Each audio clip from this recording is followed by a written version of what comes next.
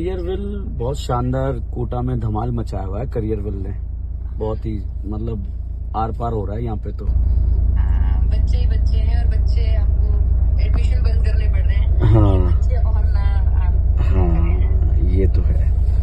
Batches ही batches चल रहे हैं। हाँ सर ऑनलाइन के वाले बच्चों के लिए भी कुछ करो। आप ऑर्गेनिक केमिस्ट्री के आपको बादशाह बोलते हैं, पूरे कोटा में फेमस हो आप। तो मेरे बच्चे जो है, जैसे हम लोग तो बायोलॉजी करते हैं ना, जी। फिर उनको केमिस्ट्री के वो मुझसे पूछते हैं कि मैम कहाँ से पढ़े, फिजिक्स के पूछते हैं। तो मेरे बच्चों के लिए सर कुछ क्लासेस वगैरह आपके बच्चों के लिए एक आइडिया है। एक्चुअली आज मेरा एक बहुत ही शानदार टॉपिक स्टार्ट हो रहा है, कन्फर्मेशनल आइसोमर। अगर उसको अपन प्लान करते हैं तो यूं समझिए कि उस टॉपिक से बहुत सारे क्वेश्चन लास्ट 5 इयर्स में आए हुए हैं। तो ये टॉपिक बहुत ही कॉन्सेप्चुअल टॉपिक है और मजा आएगा बच्चों को पढ़ने में। तो आज ही कर लेते हैं आपके। हाँ 6:45 इवनिंग कर दीजिए, मैं मजा आ जाएगा बच्चों को।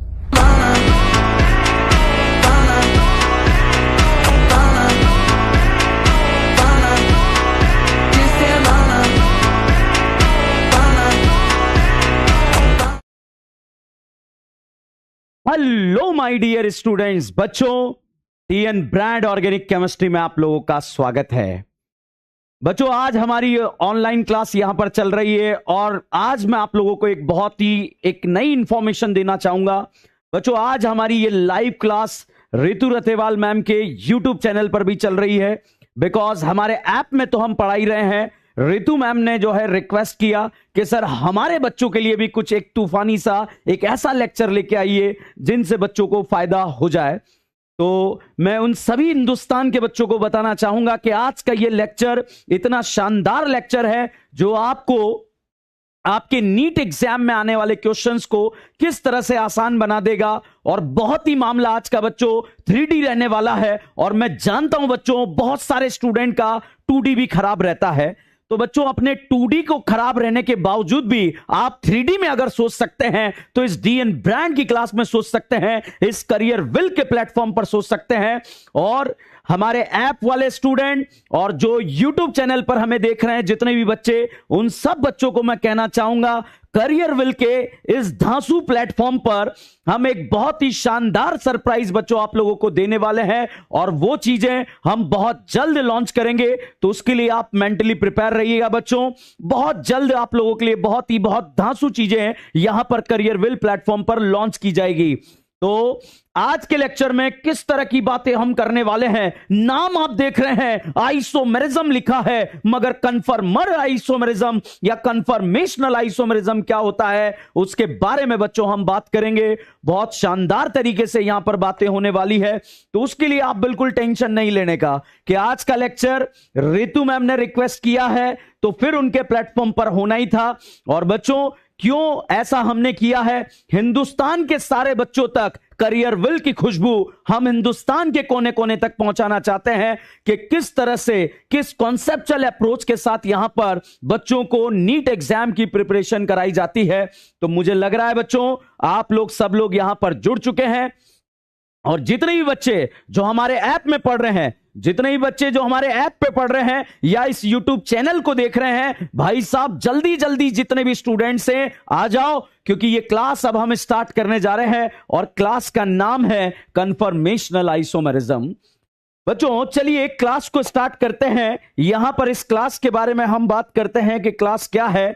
ऐसे कंपाउंड आइसोमर्स के बारे में अगर हम बात करें बच्चों, आइसोमर के बारे में अगर हम बात करें कि आइसोमर क्या होता है, कहानी को हमने स्टार्ट करा था ऐसे कंपाउंड जिनका मॉलिक्यूलर फॉर्मूला सेम हो, ऐसे कंपाउंड जिनका मॉलिक्यूलर फॉर्मूला सेम हो फिर भी वो कंपाउंड अलग हो, ऐसे कंपाउंड जिनका मॉलिक्यूलर फॉर्मूला सेम हो फिर भी वो कंपाउंड अलग हो, उसे हमने नाम दिया था आइसोमर नाम दिया था। बच्चों इसको हमने 2 कैटेगरी में डिवाइड करा था। एक था स्ट्रक्चरल आइसोमर जो कि हमने लास्ट लेक्चर्स में कंप्लीट कर लिया था। स्ट्रक्चरल आइसोमर के लिए मॉलिक्यूलर फॉर्मूला क्या होगा, सेम होगा, फिर भी कंपाउंड कैसा होगा, अलग होगा। क्या अलग होगा सर, स्ट्रक्चरल फॉर्मूला अगर अलग हो जाए, स्ट्रक्चरल फॉर्मूला अगर अलग हो जाए मतलब आईयूपीएसी नाम यदि अलग हो जाता है तो उसे स्ट्रक्चरल आइसोमर के कैटेगरी में रखा जाता है। दूसरा कैटेगरी हमने डिवाइड करा था बच्चों, वो कैटेगरी था स्टीरियो आइसोमर। बच्चों लास्ट लेक्चर्स में जो हमने पढ़ा था उसी से क्लास को कनेक्ट करके हम आगे बढ़ाने का प्रयास यहां पर कर रहे हैं। जितने भी पापी हिंदुस्तान के जितने भी दीदीज एंड दीदास इस डीएन ब्रांड की क्लास में जुड़ चुके हैं, और हमारे लाइव क्लास में जो हमारे ऐप पर भी जितने बच्चे पढ़ रहे हैं, उन सभी बच्चों को मैं कहना चाहूंगा, अब यहां पर ऐसी बातें बताने जा रहा हूं बच्चों, टॉपिक खत्म हो जाता है, टॉपिक खत्म हो जाता है, मगर उन्हें यह नहीं पता होता कि स्टीरियो क्या होता है। मगर आज आप लोगों को पता होगा, यह मेरा गारंटी आप लोगों के लिए। बच्चों स्टीरियो के लिए ऐसे कंपाउंड जिनका मॉलिक्यूलर फॉर्मूला सेम हो, ऐसे कंपाउंड जिनका मॉलिक्यूलर फॉर्मूला सेम हो, दोनों को डिफरेंशिएट कर रहे हैं। यहां भी मॉलिक्यूलर फॉर्मूला सेम, यहां भी मॉलिक्यूलर फॉर्मूला सेम, दोनों ही जगह मॉलिक्यूलर फॉर्मूला सेम हो गया भाई। अगर आईयूपीएससी नाम अलग हो गया तो स्ट्रक्चरल के कैटेगरी में ले गए थे, बट यहां पर स्ट्रक्चरल फॉर्मूला भी सेम हो गया, मतलब आईयूपीएससी नाम भी सेम हो गया, फिर भी वो अलग हो गया। तो भाई साहब फिर ऐसा क्या अलग हो गया, उसी के बारे में बात कर रहे हैं, स्टीरियो आइसोमर। चलिए इंटरमिशन को स्टार्ट करते हैं। स्टीरियो आइसोमर बच्चों, स्टीरियो आइसोमर्स या स्टीरियो आइसोमरिज्म के बारे में बात कर रहे हैं, ऐसे कंपाउंड जिनका मॉलिक्यूलर फॉर्मूला क्या होगा, सेम होगा। ऐसे कंपाउंड जिनका मॉलिक्यूलर फॉर्मूला क्या होगा, सेम होगा। स्ट्रक्चरल फॉर्मूला भी क्या होगा, सेम होगा। मतलब भाई साहब स्ट्रक्चरल फॉर्मूला की अगर बात करें वो भी सेम हो जाएगा। मॉलिक्यूलर फॉर्मूला सेम हो गया, स्ट्रक्चरल फॉर्मूला सेम हो गया। सर फिर क्या अलग हो गया ये तो बता दो। Connectivity of atom in 3D। अगर हम बात करें स्पेस में अगर 3D में कनेक्टिविटी डिफर कर जाती है तो उसे साफ बोला जाता है स्टीरियो आइसोमर। एक एग्जाम्पल मैंने बच्चों आप लोगों को लिया भी था और स्टार्टिंग में बताया था, जैसे मैंने यहां पर लिख दिया ये फोटो, इसका नाम है ब्यूटुइन, इसका नाम है ब्यूटुइन। थोड़ा स्टीरियो आइसोमर्स का डेफिनेशन क्लियर करके आगे बढ़ रहा हूं, तो बहुत ध्यान से देखिएगा, बहुत ही इंपॉर्टेंट बात यहां पर चल रही है। देखिएगा दोनों का मॉलिक्यूलर फॉर्मूला सर सेम है, आईयूपीएससी नाम सर सेम है। सर फिर क्या अलग हो गया? अरे भाई अलग हो गया, यहां पर सेम ग्रुप सेम साइड आ गए, इसे बोला जाएगा सिस। यहां पर सेम ग्रुप अपोजिट साइड आ गए, इसे बोला जाएगा ट्रांस। भाई साहब स्पेस में अरेंजमेंट अलग हो गया, एक 3D में सिस है और एक 3D में ट्रांस है। जब स्पेस में अरेंजमेंट डिफर हो जाता है उसे स्टीरियो आइसोमर के नाम से जाना जाता है। बच्चों स्टीरियो आइसोमर्स के बारे में अगर और हम बात करें तो इसको फर्दर हमने दो कैटेगरी में डिवाइड करा था। स्टीरियो को दो कैटेगरी में डिवाइड करा, एक होता है कन्फर्मेशनल आइसोमर, भाई साहब एक होता है कन्फर्मेशनल आइसोमर और दूसरा होता है कॉन्फिगरेशनल आइसोमर। अभी मैं आपको एक बहुत ही शानदार एग्जाम्पल से इस कहानी को समझाऊंगा। कन्फर्मेशनल के लिए मॉलिक्यूलर फॉर्मूला क्या होगा, सेम होगा। कॉन्फिगरेशन के लिए भी मॉलिक्यूलर फॉर्मूला सेम होगा। मॉलिक्यूलर फॉर्मूला सेम, आईयूपीएससी नाम सेम, फिर सर क्या अलग हो गया? अगर जो रोटेशन से बन जाएगा उसे बोला जाएगा कन्फर्मेशनल आइसोमर। जब मैं यहां पर आपको पढ़ा रहा हूं, पढ़ाते पढ़ाते ये मेरे जितने भी मोमेंट हो रहे हैं, जितने भी मोमेंट हो रही है, ये सारे मोमेंट क्या कहलाएंगी? कन्फर्मेशनल आइसोमर कहलाएगी। बच्चों जब आप क्लास अटेंड करने के लिए, किसी स्कूल में जाने के लिए, कॉलेज में जाने के लिए जब घर से निकलते हो, घर से निकलने के दौरान आपके जितने भी पोज बन रहे हैं, कैसे भी पोज बन रहे हैं, वो सारे पोज आपके क्या कहलाएंगे? कन्फर्मेशनल आइसोमर कहलाएंगे। जब आप किसी बारात में गए हो, वैसे तो आप लोगों को कोई बुलाता नहीं है, फिर भी यदि आप किसी बारात में चले गए हो तो वहां पर जो आपने जितने भी डांस किए हैं, जितने भी नागिन डांस आप लोगों ने किए हैं, भाई साहब वो सारे आपके क्या बने हैं? कन्फर्मेशनल आइसोमर बने हैं। बच्चों कन्फर्मेशनल आइसोमर, जैसे मान लीजिए मैंने यहां पर ये एक फोटो बना दिया। अब आपको ड्राइंग अपन का इतना अच्छा नहीं है, मान लो अपन ने ये हाथी बना दिया। क्या बना दिया? हाथी बना दिया। आप सोच रहे होंगे कि सर चूहे और हाथी के बीच का कुछ दिख रहा है, ये तो कोई दिक्कत नहीं, कॉन्सेप्ट समझने आए हैं। अब ये हाथी राजा अगर यहां पर अपनी सूंड को जो है या अपनी टेल को जो है इस तरह से घुमा दे, तो भाई साहब इसने ये रोटेशन कर दिया, और रोटेशन से बनने वाले आइसोमर को आप क्या बोलेंगे? कन्फर्मेशनल आइसोमर बोलेंगे। भाई साहब यहां पर अगर भाई हाथी राजा जो है डांस करने लगे, और डांस करते करते उन्होंने अपनी सूंड को घुमा दिया और अपने पैर को इस तरह से घुमा दिया, तो भाई साहब इस तरह से जो करने लगे, इस तरह से जो करने लगे, सारे ही वो उसके क्या बने हैं? Conformational isomer. तो भाई साहब हम बात कर रहे हैं कि मॉलिक्यूलर फॉर्मूला सेम है, आईयूपीएसी नाम सेम है, अगर रोटेशन से बन जाएंगे, डांस वाले जितने भी स्ट्रक्चर बन जाएंगे, उसको आप क्या बोलेंगे? Conformational isomer. और बच्चों एक चीज बहुत इंपॉर्टेंट बात आपको बता दूं, जब आप घर से निकले और जब आप घर से निकले, क्लास के लिए निकले, ऑफिस के लिए निकले, स्कूल के लिए निकले, कोचिंग के लिए निकले, कहीं के लिए भी निकले हैं, जितने भी आपके पोज बन रहे हैं वो सारे आपके कन्फर्मेशन है, और उन्हें काउंट नहीं कर सकते, वो इनफाइनाइट होते हैं। कैसे होते हैं? इनफाइनाइट। तो जनरली बच्चों अगर हम बात करें, कन्फर्मेशनल आइसोमर्स जो होते हैं वो इनफाइनाइट बनते हैं, तो उसके बारे में हम यहां पर बात करने जा रहे हैं। चलिएगा बच्चों, कहानी को स्टार्ट करते हैं। सर अब तक क्या कर रहे थे? अब तक तो भेजी के अंदर जो है आपके दिमाग में घुसा रहा था कि भैया कहानी क्या है। कन्फर्मेशनल कॉन्फ़िगरेशन के बारे में अगर बात करें, मॉलिक्यूलर फॉर्मूला सेम दोनों के लिए, आईयूपीएसी नाम सेम है, जो रोटेशन से बन गया उसे कन्फर्मेशन बोला।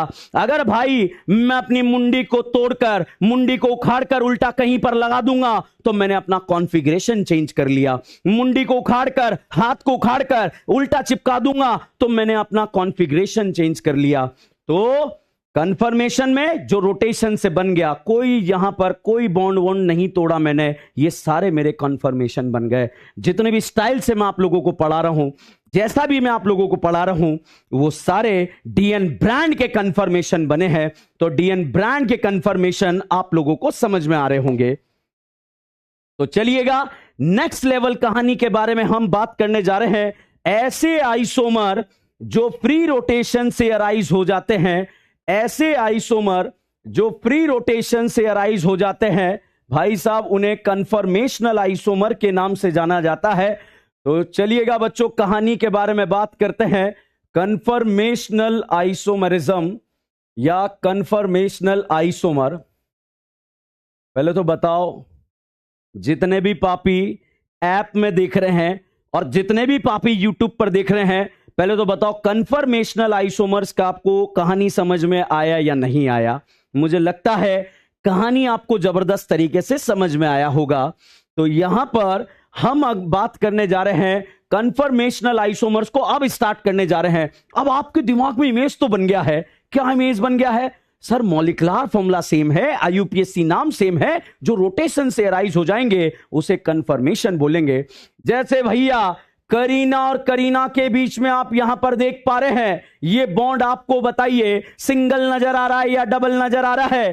करीना और करीना के बीच में जितने भी पापी यहां पर देख रहे हैं, आपको यहां पर बॉन्ड सिंगल नजर आ रहा है या डबल नजर आ रहा है? तो आप कहेंगे सर सिंगल नजर आ रहा है। बच्चों पापियों यहां पर एक कहानी, ये कलमुई करीना है, ये कलमुई करीना है। करीना और करीना के बीच में जो बॉन्ड आपको नजर आ रहा है, ये सिंगल बॉन्ड है। बताइए भाइयों, सिंगल बॉन्ड में फ्री रोटेशन हो रहा है या नहीं हो रहा है? बच्चों यहां फ्री बॉन्ड पर क्या हो रहा है? यहां फ्री रोटेशन हो रहा है, यहां पर फ्री रोटेशन हो रहा है। अब आप डाउट आता है, सर फ्री रोटेशन के लिए जो ऊर्जा का जरूरत पड़ता है, यहां पर भाइयों ये देखिएगा करीना और करीना के बीच में फ्री रोटेशन हो रहा है, एक दूसरे के अलोंग यहां पर ये बॉन्ड घूम रहे हैं। इस रोटेशन के लिए जिस ऊर्जा का जरूरत पड़ता है भाई, ये रूम टेम्परेचर पर अवेलेबल होता है।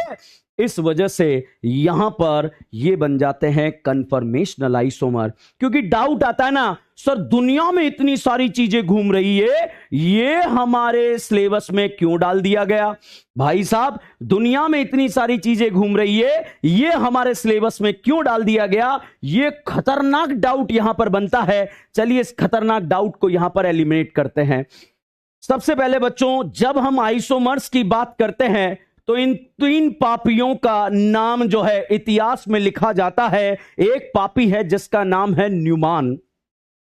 अब ऐसी बात बच्चों आपको बताने जा रहा हूं जिसमें आप जीवन में कभी जो है 2D हो या 3D हो बहुत आसानी से सोच सकते हैं। एक पापी था न्यूमान और एक पापी था सोहर्स और एक पापी था फिशर। भाई साहब, आप लोगों ने नाम तो सुना होगा या फिर सुना सुना होगा, कोई दिक्कत नहीं है, चाहे सुना हो चाहे सुना सुना हो, इस क्लास के बाद सुना सुना नहीं रहेगा। क्यों नहीं रहेगा? क्योंकि बात ही ऐसी खतरनाक है जो स्टूडेंट के पल्ले नहीं पड़ती। और यहां पर मैं स्टूडेंट को हवा में, आप कहीं पर भी हॉस्टल में खड़े होकर कहीं पर भी जो है इस प्रक्रिया का आप आनंद ले सकते हैं कि न्यूमान क्या है, सोहर्स क्या है, फिशर क्या है। बच्चों यूं समझिए कि न्यूमान, सोहर्स और फिशर 3 फोटोग्राफर हैं। कितने फोटोग्राफर हैं? 3 फोटोग्राफर हैं। न्यूमान, सोहर्स और फिशर 3 फोटोग्राफर हैं। इन फोटोग्राफर ने जो है अलग अलग एंगल से फोटो लिए हैं, अलग अलग एंगल से फोटो लिए हैं। तो यहां पर उस अलग अलग एंगल को मैं बात कर रहा हूं। अलग अलग व्यू, साइड पोज होता ना, फ्रंट पोज दे दो, साइड पोज दे दो, ऐसा देते ना। अब आजकल जो है सेल्फी का जमाना चल रहा है और सेल्फी के जमाने में जो है आप लोगों को मजा आ ही रहा होगा। जितने भी हिंदुस्तान के बच्चे और हमारे बच्चे अगर इस क्लास को देख रहे हैं, करियर विल के इस प्लेटफॉर्म को अगर देख रहे हैं, आज के लेक्चर में अगर आपको मजा आता है, चीजें समझ में आती है, तो भाई साहब डीएन ब्रांड के साथ, करियर विल प्लेटफॉर्म के साथ एक सेल्फी लेकर जो है पोस्ट कर देना कहीं भी हिंदुस्तान के कोने कोने पर, ताकि पता लग जाएगा कि आपको मेरी बात जो है आज समझ में आई है। क्यों? क्योंकि आज की बात बहुत भारी है और इस भारी बातों को मैं बहुत ही हल्के अंदाज में बच्चों आप लोगों को बताने आया हूं। चलिएगा, यहां पर अगर हम बात करते हैं कि न्यूमान प्रोजेक्शन क्या है, तो न्यूमान प्रोजेक्शन बच्चों ये है, इस तरह का प्रोजेक्शन न्यूमान है। पहले जनरली जो सब पापी बताते हैं उस तरह से बता देता हूं। न्यूमान वाला पापी ऐसा है, सोहर्स वाला पापी ऐसा है और फिशर वाला पापी ऐसा है। बच्चों इसको कुछ इमेजिन मत करो। न्यूमान ऐसा पापी था जिसने फ्रंट से देखा था। न्यूमान ऐसा पापी था जिसने पोज को फ्रंट से लिया था। यहां पर बात करें सोहर्स, सोहर्स ऐसा पापी था जिसने साइड पोज दिया था या साइड पोज लिया था। और ये तो नेक्स्ट लेवल पापी था जो आपको मैं समझाने का प्रयास करूंगा। बच्चों न्यूमान प्रोजेक्शन, जैसे मान लीजिए, हैव यू हर्ड अबाउट कुत्ते का बच्चा? पप्पी का नाम सुना है? जब भी बच्चों आपको न्यूमान, सोहर्स, फिशर का जो है जितने भी देवी सज्जनों यहां पर देख रहे हैं, बहुत ध्यान से देखिएगा। 3D 2D सोचना जो है बहुत नेक्स्ट लेवल होने वाला है। एक कुत्ते के बच्चे को आप इस तरह से उठा लीजिए, एक कुत्ते के बच्चे को इस तरह से उठा लीजिए। ये जो न्यूमान पापी था, इसने पता है क्या करा था? इसने फ्रंट से फोटो लिया था। इसने इस कुत्ते के बच्चे को फ्रंट से देखा था। जब फ्रंट से देखा, ये मुंडी दिखी, जितने भी पापी देख रहे हैं, ये मुंडी दिखी, ये पैर दिखा, ये पैर दिखा। तो भैया एक चीज ध्यान रखिएगा, कुत्ते के बच्चे को उठाइएगा, उठाने के बाद आप देखिएगा न्यूमान वाले पापी ने फ्रंट से फोटो लिया तो उसे मुंडी दिखी, दोनों टांगे दिखी। मुंडी के पीछे टेल है और इस लेग के पीछे लेग है। तो न्यूमान पापी ने पता है कुत्ते के बच्चे को ऐसे देखा। तो भाई साहब जब न्यूमान प्रोजेक्शन बनाया जाता है, न्यूमान प्रोजेक्शन में बच्चों front carbon represented by dot.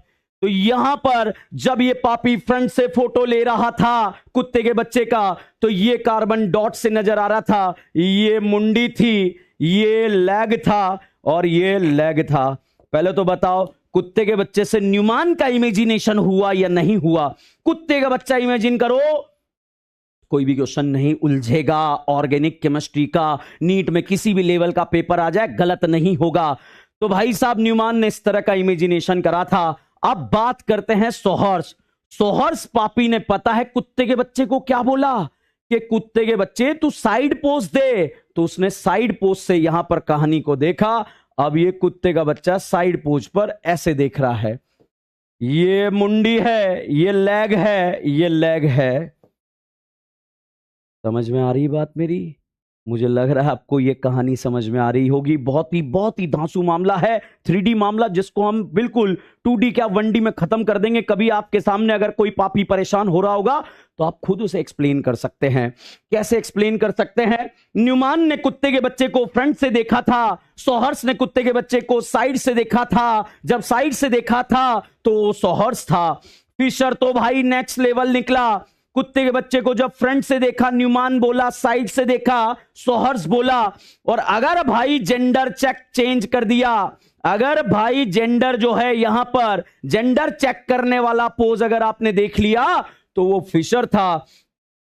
बहुत सारे पापियों का ऑप्टिकल आइसोमेरिज्म फिशर की वजह से समाप्त हो जाता है। जितने भी हिंदुस्तान की जनता आप देख रही है यहां पर, दिमाग में इमेजिनेशन, खोपड़ी के अंदर इमेजिनेशन लेकर आओ कि ये फिशर, आप ऐसे सोच रहे हैं, मैं कह रहा हूं जो भी पापी ऐसे सोचता है निपट जाता है।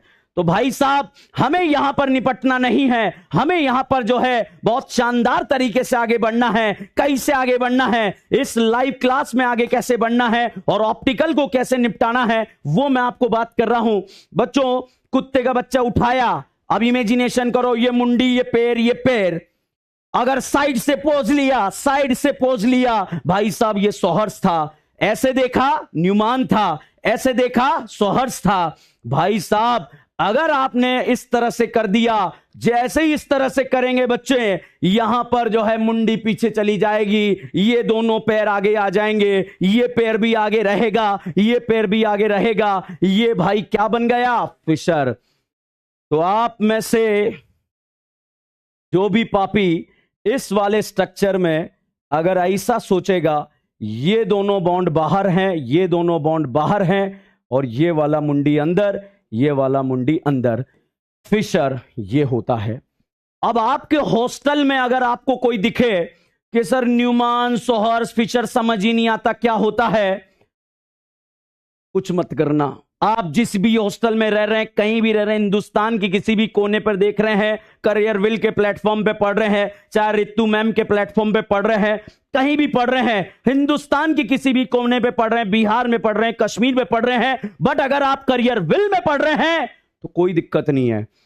आपको अगर कोई दिक्कत आए, उठाइए कुत्ते का बच्चा, सुअर का बच्चा, जो मिल जाए उठाइए, अपने हॉस्टल में चले जाइए। आपको मिले ना कोई पापी कि यार मुझे न्यूमान, सोहर्स, फिशर समझ नहीं आता क्या होता है, तो भाई कुछ नहीं करना होता है। ऐसे उठाया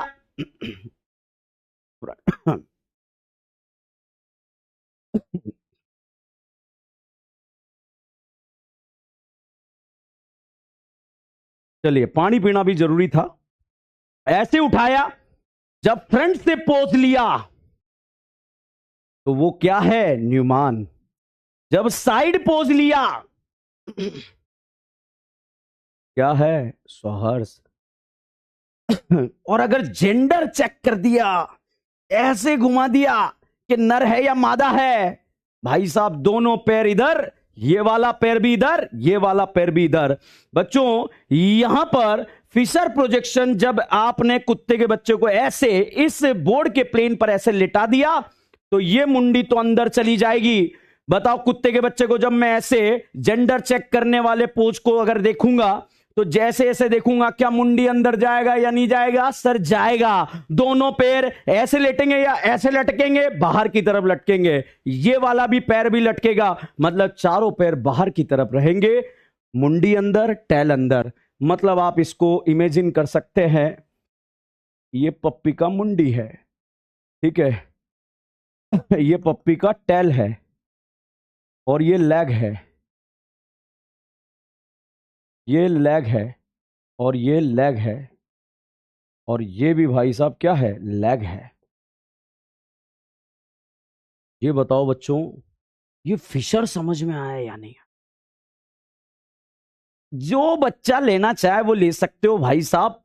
आप चले जाओ जंगलों में, चले जाओ, टाइगर का बच्चा उठा लो, मगर आइसोमर्स की क्लास, आइसोमर की क्लास तभी आगे बढ़ेगी जब आपको ये 3D इमेजिनेशन समझ में आएगा। भाई साहब, अगर आपको आइसोमर्स की क्लास को समझना है स्टीरियो वाली पार्ट में, तो ये 3D समझना जरूरी है। चलिएगा मॉडल से एक बार आपको वापस से समझाने का प्रयास करूं।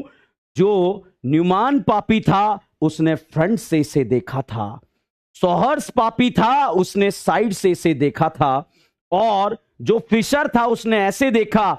आप ऐसे देखो, दोनों पैर बाहर हैं, दोनों पैर बाहर है, मुंडी अंदर है। टूट गई भैया मुंडी, ठीक है, मुंडी अंदर है और ये मुंडी, ये टैल भी अंदर है। तो बच्चों मुझे लगता है आपको न्यूमान, फिशर, सॉहर्स समझ में आया होगा। एक इमेजिनेशन से मैंने आपको समझाया। चलिए टॉपिक से हम स्टार्ट करें।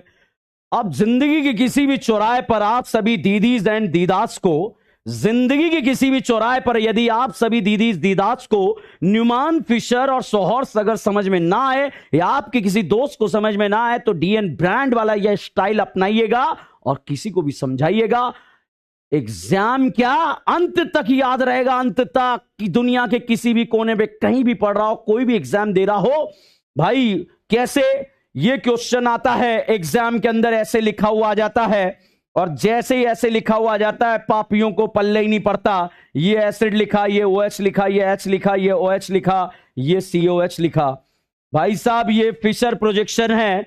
फिशर प्रोजेक्शन की बारे में अगर बात करें तो ये कुत्ते का बच्चा है, यहां पर लेटा दिया, यहां पर लेटा दिया, तो ये दोनों पैर तो बाहर की तरफ दिख रहे हैं, ये दोनों भी बाहर की तरफ दिख रहे हैं, ये मुंडी अंदर, ये टैल भी अंदर। सर ये तो बोर्ड हो गया। सर मैं अगर एग्जाम में स्कूल के अंदर या मेरे नोटबुक को जब घर पे ठंडे ठंडे माहौल में, बिल्कुल बरसात के मौसम में पढ़ रहा हूंगा, तो कैसे याद रखूंगा? बेटा जब तू कॉपी खोलेगा तो कुत्ते के बच्चे को ऐसे लेटा देना, लेटाते ही चारों पैर तुझे तेरी तरफ दिखते हुए नजर आएंगे। वो पैर बोलेंगे आ गले लग जा, तो भैया चारों पैर ऊपर की तरफ दिखेंगे, और मुंडी कॉपी के अंदर छेद करके टैल, कॉपी के अंदर छेद करके, हो गया फिशर। चलिएगा साहब फिशर हो गया। बहुत ही मजेदार बात थी।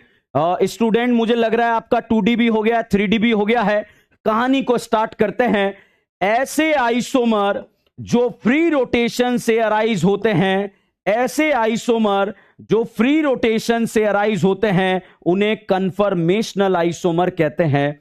बच्चों यहां पर मैंने ये फोटो लिख दिया, ये H लिखा, ये H लिखा, ये H लिखा, ये H लिखा, ये H लिखा, ये H लिखा।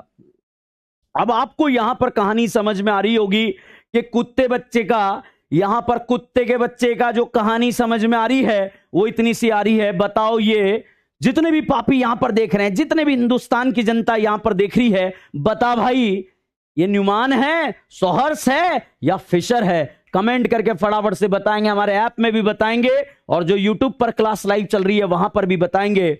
बताइए साहब ये न्यूमान है, सॉहर्स है या फिशर है? यहां पर न्यूमान है, सॉहर्स है या फिशर है?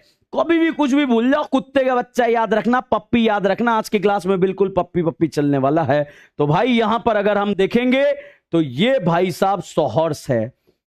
बच्चों ये सॉहर्स प्रोजेक्शन है। करीना और करीना के बीच में बच्चों आप देख रहे हैं कौन सा बॉन्ड है? अब टॉपिक की तरफ चलते हैं। करीना और करीना के बीच में बॉन्ड सिंगल है, और सिंगल बॉन्ड से जो रोटेशन होता है, सिंगल बॉन्ड से जो रोटेशन होता है, इस रोटेशन के लिए जो ऊर्जा का जरूरत पड़ता है वो रूम टेम्परेचर पर अवेलेबल होता है। इस वजह से ये फ्री रोटेट कर रहे होते हैं, फ्री रोटेट कर रहे होते हैं, और रोटेशन से कुछ आइसोमर बन रहे होते हैं।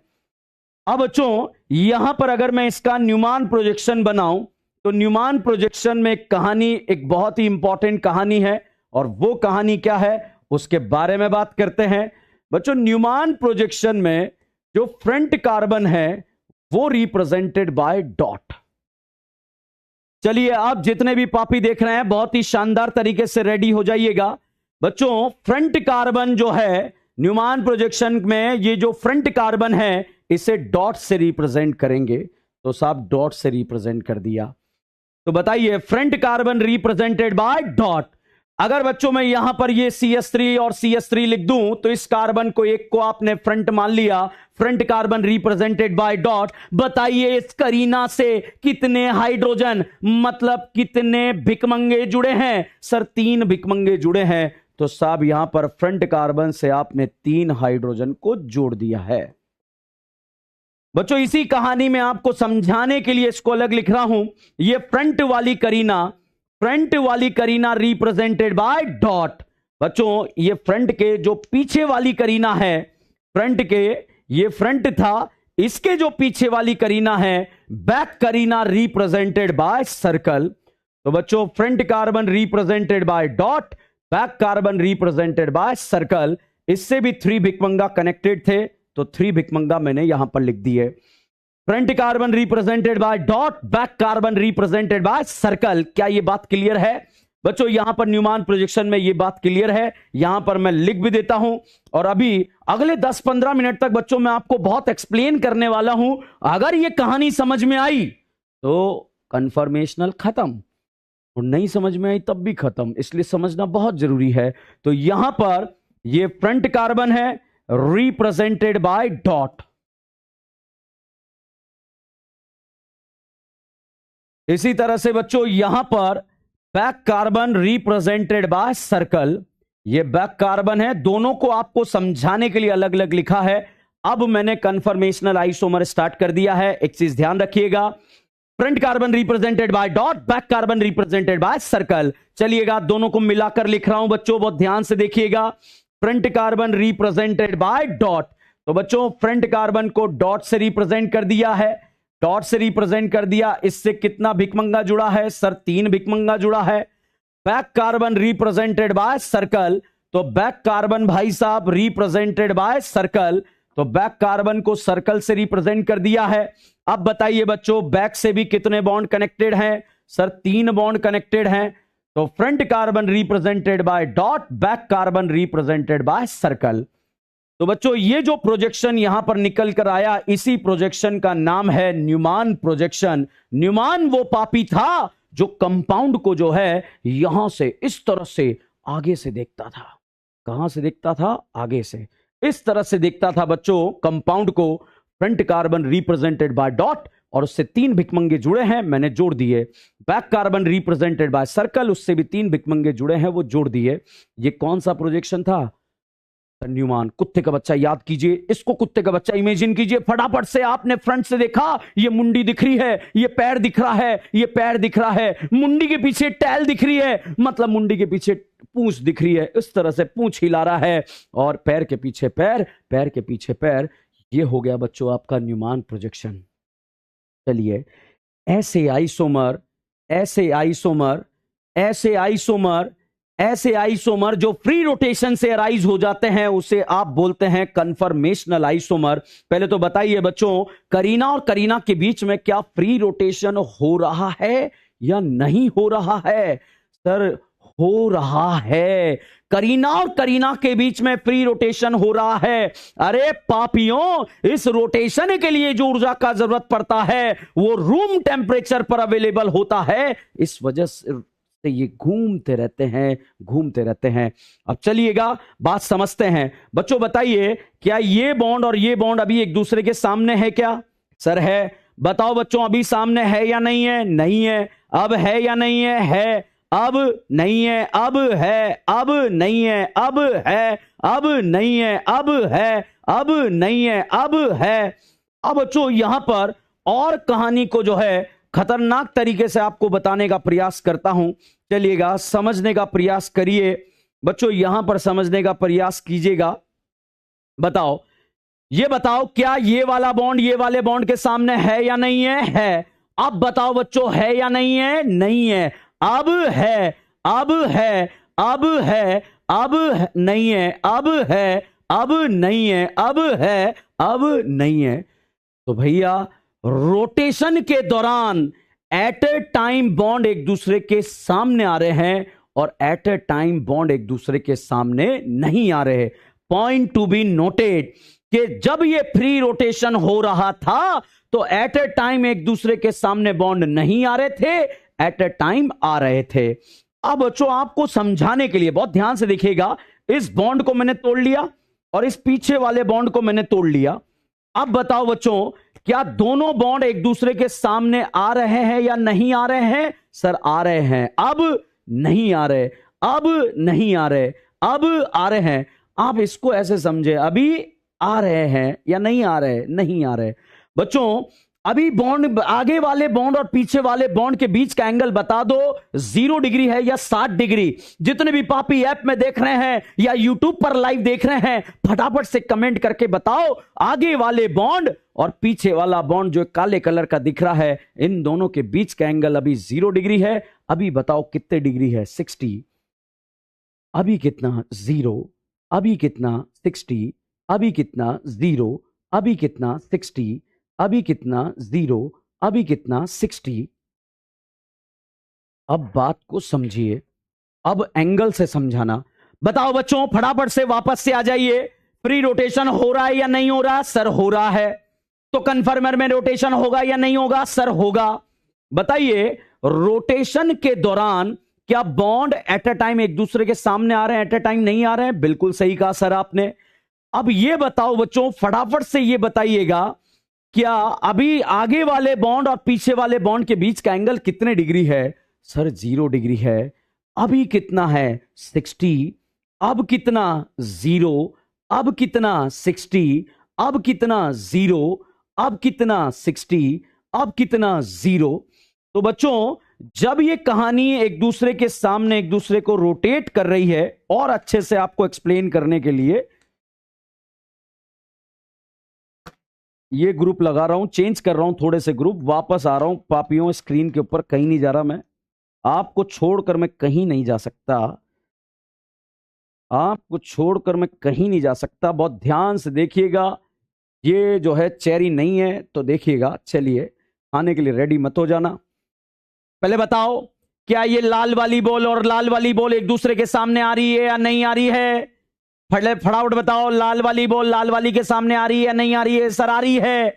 अभी बताओ कितने डिग्री के एंगल पे आ रही है? सर 60 आ रही है। अभी कितनी आ रही है? सर 0 आ रही है। अभी कितनी आ रही है? 60 आ रही है। अभी 0, फिर 0, फिर 60, फिर 0, फिर 60।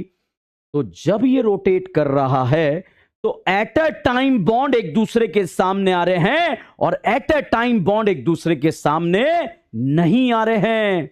तो बहुत ध्यान से देखिएगा, जब ये फ्री रोटेशन हो रहा है तो एट अ टाइम बॉन्ड एक दूसरे के सामने आ रहे हैं, एट अ टाइम नहीं आ रहे।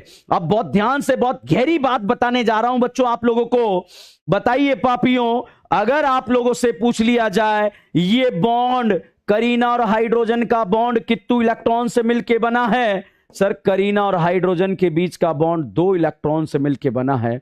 बच्चों बहुत ध्यान से देखिएगा, करीना और हाइड्रोजन के बीच का बॉन्ड कितने इलेक्ट्रॉन से मिलकर बना? सर 2 इलेक्ट्रॉन से मिलकर बना। यहां पर भी करीना और हाइड्रोजन के बीच का बॉन्ड कितने इलेक्ट्रॉन से मिलकर बना? 2 इलेक्ट्रॉन से मिलकर बना। एक बात बताओ बच्चों, इलेक्ट्रॉन इलेक्ट्रॉन एक दूसरे को रिपेल करेंगे, मतलब अट्रैक्ट करेंगे, या एक दूसरे के घूसा मारेंगे? बच्चों सेम चार्ज एक दूसरे को रिपेल करता है और इलेक्ट्रॉन पे चार्ज बच्चों नेगेटिव होता है, इस वजह से रिपल्शन होता है। तो यहां पर कहानी को समझने का प्रयास कीजिएगा। ये वाला बॉन्ड मैंने तोड़ लिया, ये वाला बॉन्ड मैंने तोड़ लिया। अब बच्चों ये 2 इलेक्ट्रॉन से मिलके बना और ये कहानी भी 2 इलेक्ट्रॉन से मिलके बनी। बच्चों अभी बताइए, ये बॉन्डेड इलेक्ट्रॉन एक दूसरे के पास हैं या दूर हैं? पास, अभी दूर, अभी पास, अभी दूर, अभी पास।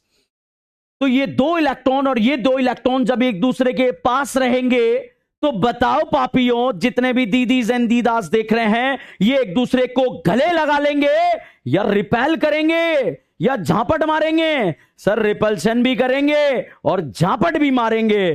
तो भाई साहब ये दोनों इलेक्ट्रॉन एक दूसरे को क्या करेंगे? रिपेल करेंगे। तो बच्चों एक चीज ध्यान रखिएगा, अब मैं आपको कहानी को समझाने का प्रयास करता हूं, जो समझने का आपको प्रयास करना है। बच्चों अभी बताओ, आगे वाले बॉन्ड और पीछे वाले बॉन्ड के बीच का एंगल 0 डिग्री है। ये बॉन्ड कितने इलेक्ट्रॉन से मिलकर बना? 2। ये बॉन्ड भी कितने इलेक्ट्रॉन से मिलकर बना? 2। बच्चों अभी बॉन्ड एक दूसरे के सामने है और अभी सामने नहीं है, अभी सामने है, अभी नहीं है।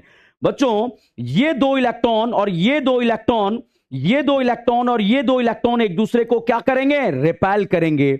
ये दोनों इलेक्ट्रॉन एक दूसरे को रिपल्शन करेंगे, तो आगे वाले बॉन्डेड इलेक्ट्रॉन और पीछे वाले बॉन्डेड इलेक्ट्रॉन के बीच में लगने वाले रिपल्शन का नाम होता है टॉर्सनल स्ट्रेन।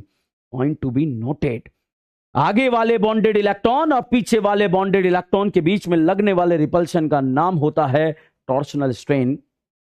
चलिएगा बच्चों, यहां पर आगे वाले ग्रुप के बीच में एंगल 0 डिग्री हो तब उसका नाम क्या होगा, आगे वाले ग्रुप और पीछे वाले ग्रुप के बीच का एंगल 60 डिग्री हो तब नाम क्या होगा। चलिए कहानी को कंक्लूड करने जा रहे हैं। मैंने यहां पर इथेन मॉलिक्यूल लिया है, इथेन मॉलिक्यूल का न्यूमान प्रोजेक्शन बनाने जा रहा हूं। Front carbon represented by dot, back carbon represented by circle. अगर आगे वाले बॉन्ड और पीछे वाले बॉन्ड के बीच में अगर बॉन्ड एंगल, आगे वाले बॉन्ड और पीछे वाले बॉन्ड के बीच का एंगल 0 डिग्री है, उस समय जो कन्फर्मेशन बनता है इसका नाम होता है इक्लिप्स। और आगे वाले बॉन्ड और पीछे वाले बॉन्ड के बीच का एंगल अगर 60 डिग्री होता है तो इस भाई साहब का नाम होता है स्टैगर्ड। बच्चों यहां पर आगे वाले बॉन्ड पीछे वाले बॉन्ड के बीच के एंगल अगर हम बात करें, अभी बताओ कितने डिग्री है सर, 0 डिग्री है। चलिए बनाते हैं यहां पर फटाफट से इक्लिप्स फॉर्म बनाते हैं। यहां पर बच्चों इक्लिप्स फॉर्म में front carbon represented by dot, जब फ्रंट कार्बन डॉट से रिप्रेजेंट करा है तो भाई साहब इससे 3 बॉन्ड कनेक्टेड हैं, ये कनेक्ट कर दिए। यहां पर ये 3 बॉन्ड मैंने कनेक्ट कर दिए हैं, front carbon represented by dot. अब बच्चों फ्रंट कार्बन पर बताओ कितने भिकमंगा जुड़ा है, सर 3 भिकमंगा जुड़ चुका है। बताइए साहब, back carbon represented by circle, back carbon represented by circle. तो front carbon represented by dot, back carbon represented by circle. बहुत ध्यान से देखिएगा, फ्रंट कार्बन को डॉट से रिप्रेजेंट करा, बैक को सर्कल से रिप्रेजेंट करा। पहले बताओ इस बॉल और इस बॉल के बीच का एंगल कितने डिग्री है, सर 0 डिग्री है।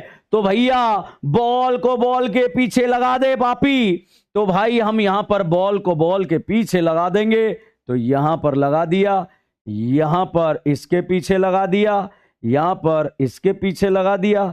आपको मेरी ड्राइंग तो बहुत अच्छी नजर आ रही होगी, हैं आप पापियों को मेरी ड्राइंग तो बहुत अच्छी नजर आ रही होगी या नहीं आ रही होगी। फटाफट से इतना प्यारा बॉन्ड मैंने बनाया, तारीफ तो बनती है भाई साहब, करियर विल की भी तारीफ बनती है, डीएन ब्रांड की भी तारीफ बनती है। इतने शानदार तरीके से मैंने ड्राइंग बना दी, इसलिए नहीं क्योंकि इतने शानदार तरीके से इतना भारी टॉपिक हल्के में निकाल दिया उसके लिए।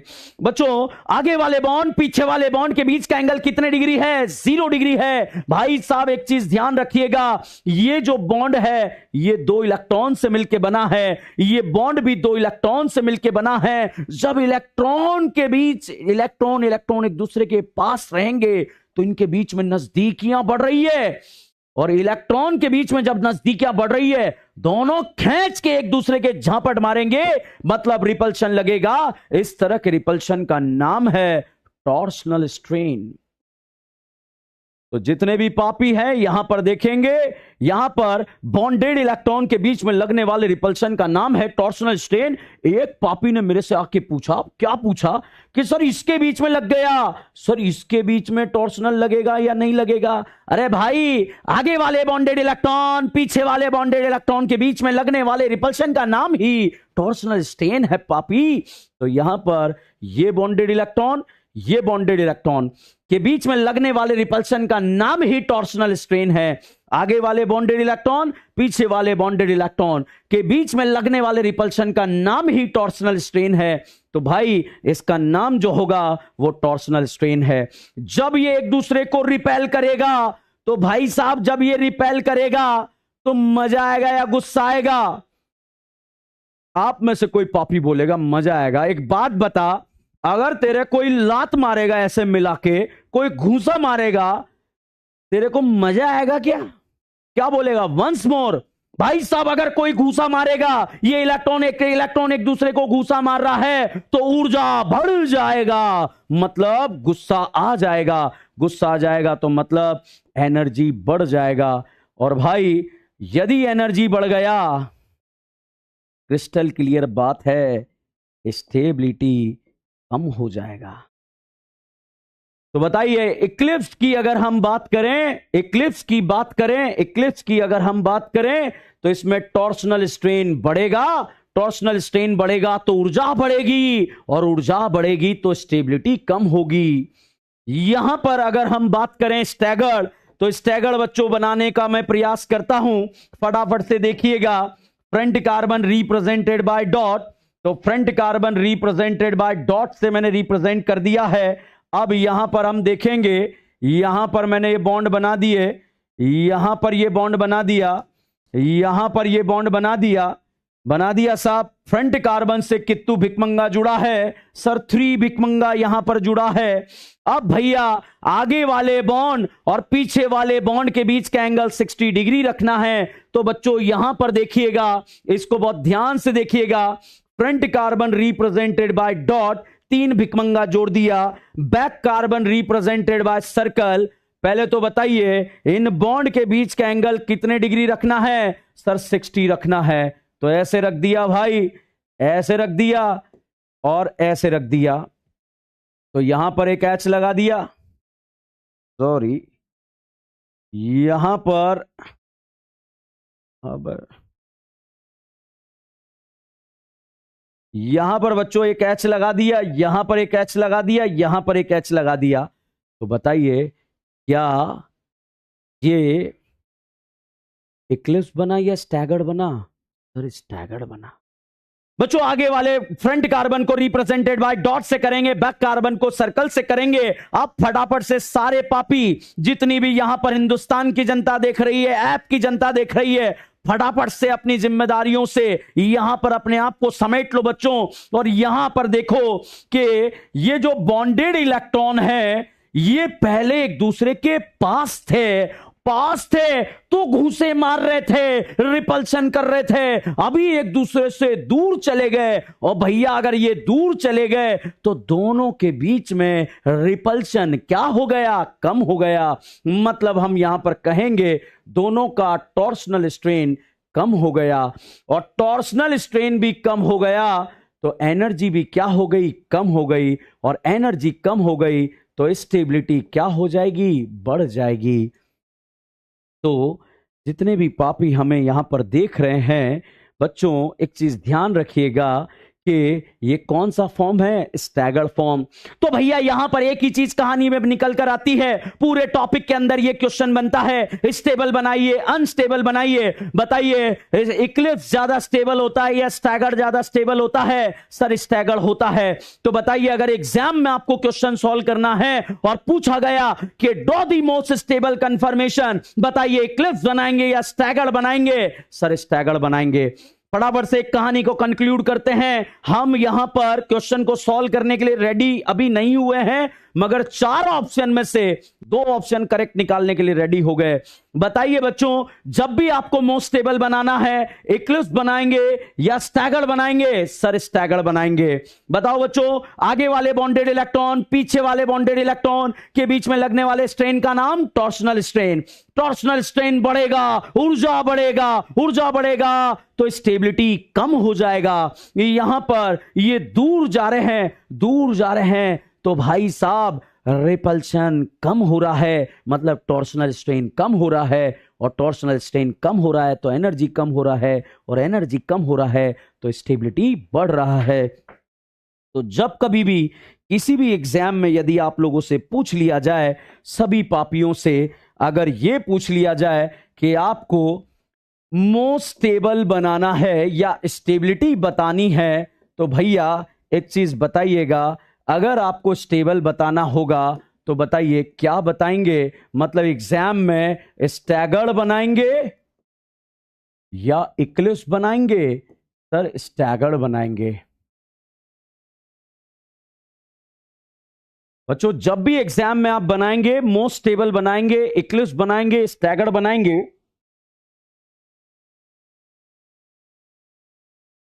स्टैगर्ड बनाएंगे। चलिए यहां से कहानी को स्टार्ट करता हूं। ऐसे आइसोमर जो फ्री रोटेशन से अराइज हो रहे थे उसको नाम क्या दिया? Confirmation isomer. सर रोटेशन के लिए जो ऊर्जा मिला वो कहां पर मिला? सर रूम टेम्परेचर पर मिला। आपने जो जो शादी में डांस करा था वो आपके क्या बन गए थे? कंफर्मेशन बन गए थे। तो बच्चों ये सोहर्स न्यूमान का प्रोजेक्शन मैंने आपको बता दिया। कुत्ते के बच्चे को अगर आपने फ्रंट से फोटो ले लिया तो वो न्यूमान है, साइड पोज ले लिया तो सोहर्स है, और भाई साहब जेंडर चेक कर दिया तो फिशर है। ये कहानी मैंने आपको बता दी थी। इसके बाद बच्चों मैं यहां पर फ्रंट और बैक के बारे में आपको बताया था। तो एक मैंने क्या बताया था यहां पर बच्चों, एक चीज ध्यान रखिएगा कि इस ग्रुप और इस ग्रुप के बीच में जो एंगल यहां पर है वो एंगल अगर 0 डिग्री है तो भाई साहब ग्रुप के बीच का एंगल अगर 0 डिग्री है इसे डायहेड्रल एंगल बोलेंगे।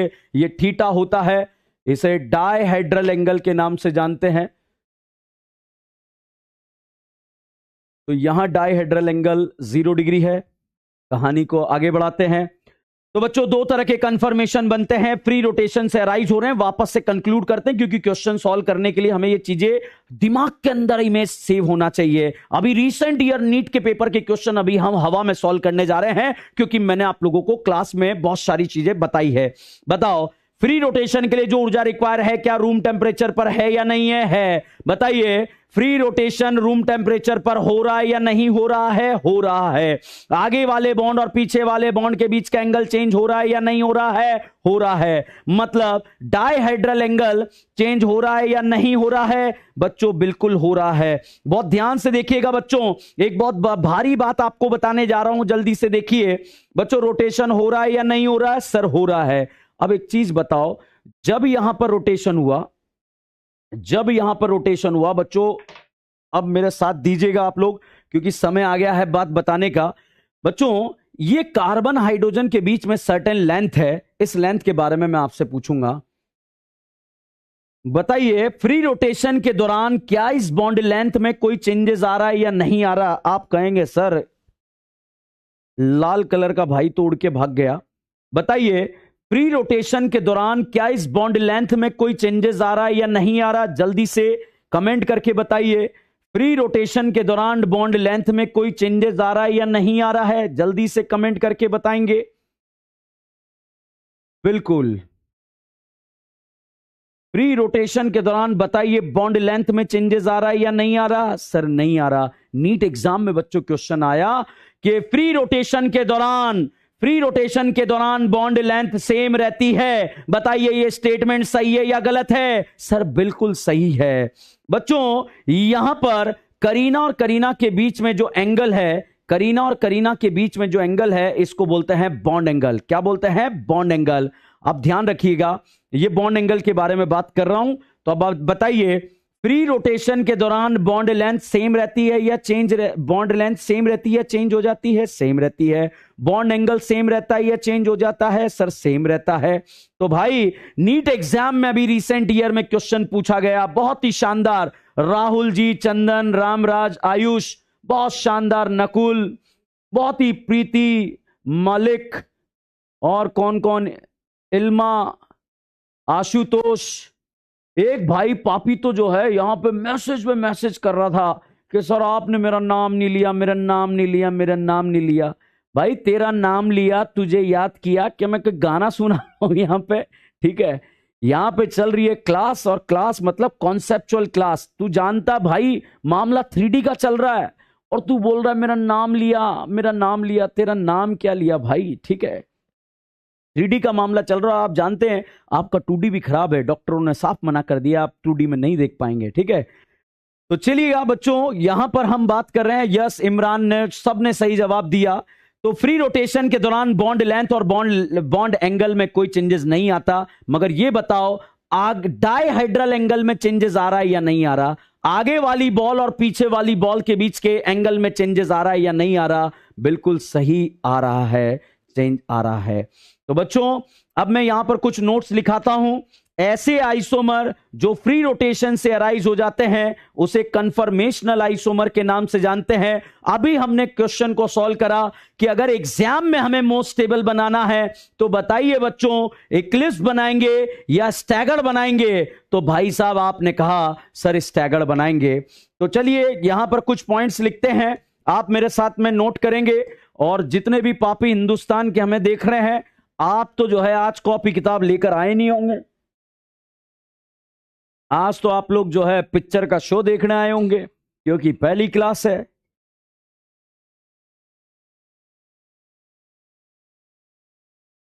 तो भाई साहब, करियर विल प्लेटफॉर्म पर हम इसी ऊर्जा के साथ पढ़ाते हैं, चाहे ऐप में पढ़ाएं, चाहे हम यूट्यूब पे पढ़ाएं। और जितने भी हमें यहां पर स्टूडेंट हमारे ऐप में भी पढ़ रहे हैं, इतने सारे बिजली की रफ्तार से जो कमेंट चल रहे हैं, जो हजारों बच्चे हमें यहां पर देख रहे हैं, आनंद मौर्य, ईशा, जितने भी यहां पर देख रहे हैं भाई साहब, अभिषेक प्रजापति, अमन, मैं नाम ही नहीं ले पाऊंगा।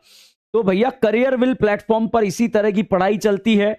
और बच्चों, आप लोग जो बोल रहे थे ना, जो कमेंट कर रहे थे कि हमारा मॉड्यूल हार्ड कॉपी, अगले वीक में 15 अगस्त से जो है एक बहुत ही शानदार सरप्राइज आप लोगों के लिए लेकर आ रहे हैं। जिस चीज का आपको बेसब्री से इंतजार था, हमारे ऐप वाले बच्चों को भी, और हिंदुस्तान के वो बच्चे जो यूट्यूब पर लाइव देख रहे हैं, जिनको भी पूरे हिंदुस्तान पर इंतजार था, करियर विल जो है अगले वीक में कहानी में कुछ ट्विस्ट लाने वाला है, कुछ धुआं करने वाला है। भैया करियर विल का काम है कहानी को जो है कुछ अलग मुकाम तक ले जाना, धुआं कर देना। और इसी अंदाज में जितने भी फैकल्टीज यहां पर पढ़ाते हैं, आप जानते हैं इसी अंदाज में पढ़ाते हैं। खैर, मैं उन फैकल्टीज की तारीफ करूंगा क्योंकि वो डिजर्व करते हैं कि वो इतनी जान से पढ़ाते हैं हमारे टीचर्स यहां पर क्लास में, तो वो तो बनता है भाई साहब। चलिए, सभी बच्चों से बात भी चलती रहेगी। अब कहानी को आगे बढ़ाएंगे, कुछ लिखने लिखाने का काम करेंगे। तो अगले 5 मिनट लिखने वाले हैं, क्योंकि मैंने बोला था अगले 15 मिनट। अगर आपको ये बात समझ में आ गई कि कन्फर्मेशन क्या है, सर जो रोटेशन से बन गए उन्हें हम कन्फर्मेशन बोलेंगे। जो आपने डांस के स्टेप जितने भी बने सारे आपके कन्फर्मेशन थे। अब उसमें कौन स्टेबल कौन अनस्टेबल वो डिपेंड करेगा। अतुल सोनी कह रहे हैं कि सर हमारा नाम लीजिए सर, सार्थक पाल, वाह भाई। ओके प्रीति, बहुत बहुत धन्यवाद। मोहम्मद इल्मा, आनंद, बहुत बढ़िया बहुत बढ़िया। बच्चों, आपके ये प्यारे प्यारे कमेंट ही जो है, आरडीजे, अबे डीजे तो हमारे पास है भाई। ये आरडीजे कहां से आ गया हमारी इसमें चैट बॉक्स में? डीजे हमारे पास है, और यहां पर हमारी चैट बॉक्स में जो है आरडीजे, करियर विल मतलब सिलेक्शन। यस बच्चों, सिलेक्शन के लिए काम करते हैं, बच्चों के लिए काम करते हैं, आपके लिए काम करते हैं। करियर विल प्लेटफॉर्म भी एक नया तांडव मचाने आया है। एक लो कॉस्ट प्राइस यहां पर हम लेकर आए हैं।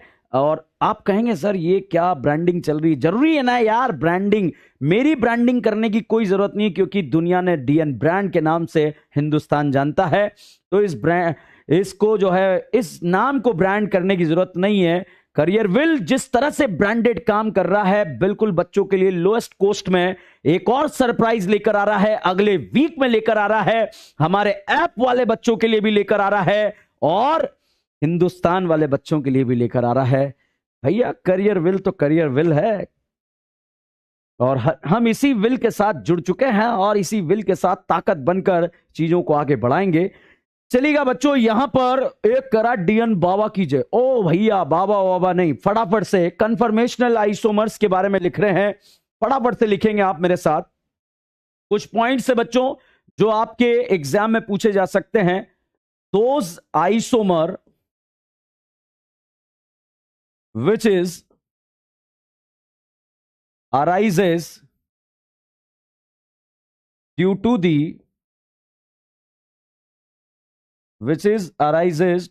the pre-rotation known as a conformational isomer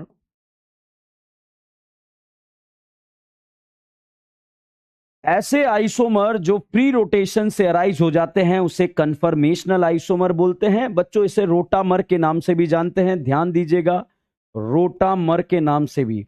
exam में अब स्टेटमेंट के बारे में बात करें बच्चों, आजकल हमारे एग्जाम में स्टेटमेंट वाले क्वेश्चन आते हैं, और आप जानते हैं स्टेटमेंट हमारे करेक्ट होने चाहिए।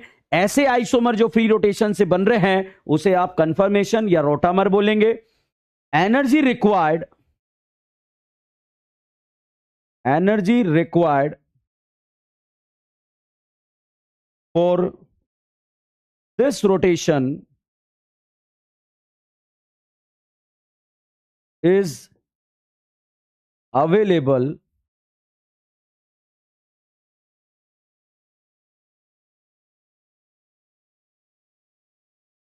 at room temperature.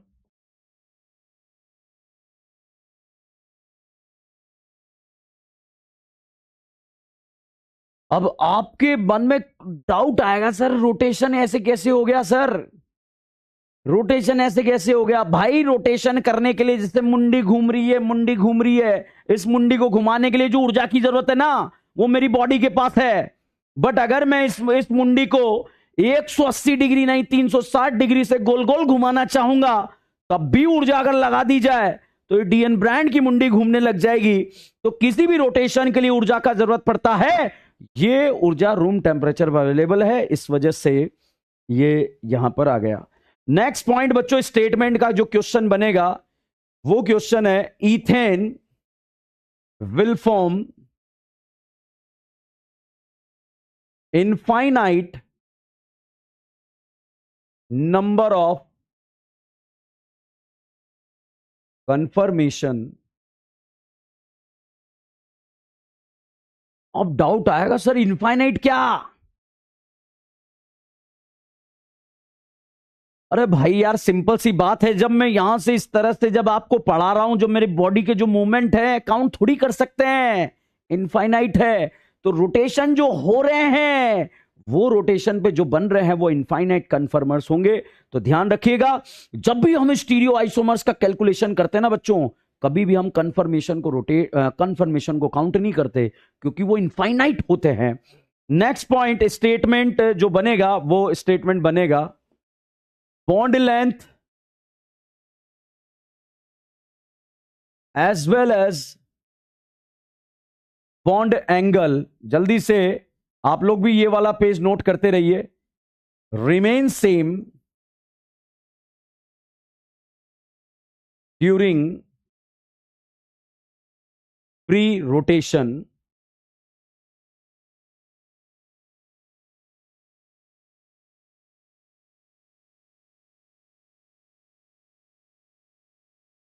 अभी आपको बताया बच्चों, जब हम इसे रोटेट कर रहे हैं तो इस वाले बॉन्ड की लेंथ में कोई चेंजेस नहीं है और इस एंगल में भी कोई चेंजेस नहीं है। तो बॉन्ड एंगल और बॉन्ड लेंथ बच्चों सेम रहेगा, उसमें कोई चेंजेस नहीं आएगा। स्टेटमेंट आ जाए, स्टेटमेंट अगर आ जाए तो गलत नहीं होना चाहिए पापियों, ध्यान रखिएगा। क्यों? क्योंकि स्टेटमेंट वाले क्वेश्चन, और ध्यान रखना करियर विल प्लेटफॉर्म पर नोट्स लिखाकर, बिल्कुल ऑफलाइन में इसी ऊर्जा से पढ़ाता हूं। अगर आप मेरे ऑफलाइन के लेक्चर देखोगे तो यही ऊर्जा बरकरार रहती है वहां पर भी। तो ऑनलाइन वालों के साथ धोखा नहीं हो सकता। सेम ऊर्जा के साथ ऑनलाइन, सेम ऊर्जा के साथ ऑफलाइन, जैसा यहां पढ़ाया वैसा का वैसा वहां पढ़ाएंगे। वहां भी नोट्स लिखाए थे, यहां भी नोट्स लिखाएंगे। नेक्स्ट पॉइंट बच्चों, टॉर्सनल स्ट्रेन का definition.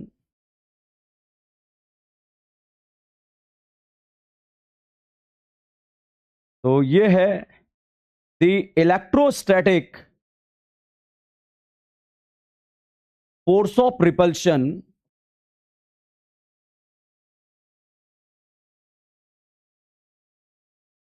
Between bonded electron of front carbon hydrogen atom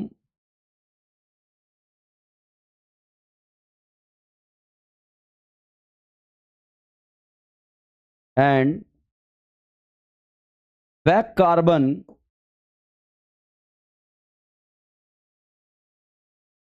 hydrogen atom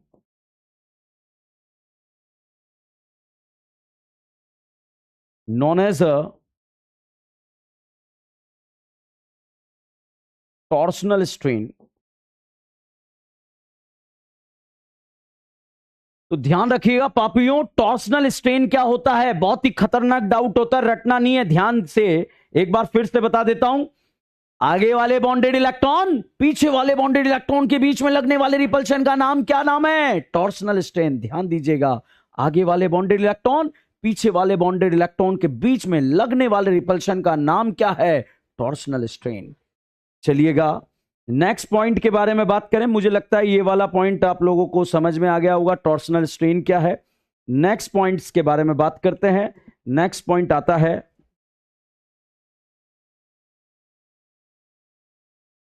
steric strain. और भाई ये खतरनाक डाउट है, स्टेरिक स्ट्रेन क्या होता है? एक चीज ध्यान रखना, दुनिया में दो तरह के ग्रुप होते हैं, एक तो हल्की होता है और एक बल्कि होता है। दुनिया में दो तरह के ग्रुप होते हैं, एक हल्की होता है और एक बल्कि होता है। अब दुनिया में दो तरह के ग्रुप, एक तो हल्की और एक बल्कि। बल्कि के बीच में जो लगने वाला रिपल्शन है, अब आप सोच रहे होंगे सर आप कहीं और बिजी हैं। भाई बल्कि भी तो बताना पड़ेगा भाई, ठीक है, क्योंकि हर एक चीज जो है आपको बहुत अच्छे से बताना बहुत जरूरी है। तो भैया एक चीज ध्यान रखिएगा, बहुत इंपॉर्टेंट बात मैं यहां पर बताने जा रहा हूं। स्टेरिक स्ट्रेन, दो बड़े बड़े ग्रुप के बीच में लगने वाले रिपल्शन का नाम जो है, उस रिपल्शन को आप बोलते हैं स्टेरिक स्ट्रेन। तो आप यहां पर लिख सकते हैं रिपल्शन बिटवीन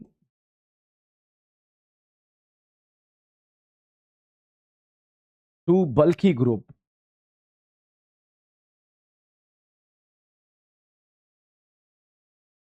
दो बड़े बड़े ग्रुप के बीच में लगने वाले रिपल्शन का नाम, अरे सिंपल सी बात है, आप बस में बैठकर जा रहे हो, कहीं सफर कर रहे हो, यात्रा जब आप कर रहे हैं, तो जब आप यात्रा कर रहे हैं, आप सीट पर बैठे हैं और वहां पर आकर कोई मोटे से अंकल जी आकर बैठ गए और आप भी मोटे से, अब भाई साहब मोटे अंकल जी आपको धक्का दे रहे हैं, आप मोटे अंकल जी को धक्का दे रहे हैं, तो जो बल्कि के बीच में लगने वाला रिपल्शन होता है, उसी रिपल्शन का नाम होता है बच्चों स्टेरिक स्ट्रेन। वंडरवॉल स्ट्रेन भी है, इसको बोल सकते हैं। देखिएगा क्या है कहानी। ये एक मैंने CH3 ग्रुप लगा दिया, बल्कि ग्रुप है भाई, ठीक है। ये बैक कार्बन लिख दिया और यहां भी CH3 लगा दिया।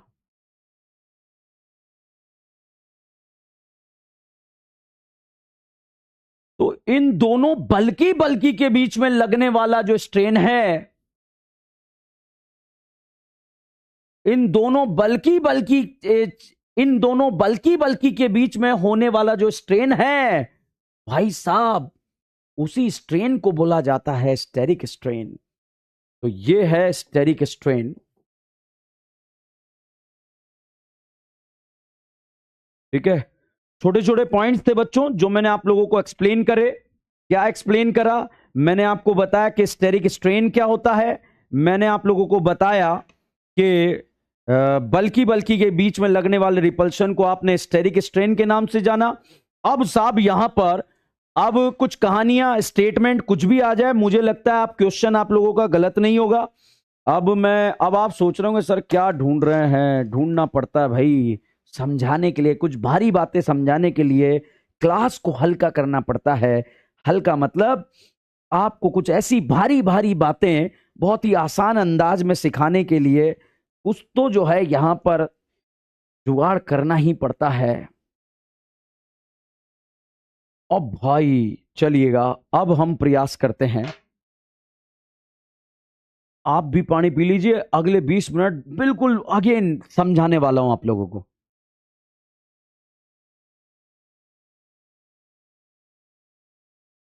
चलिएगा साहब।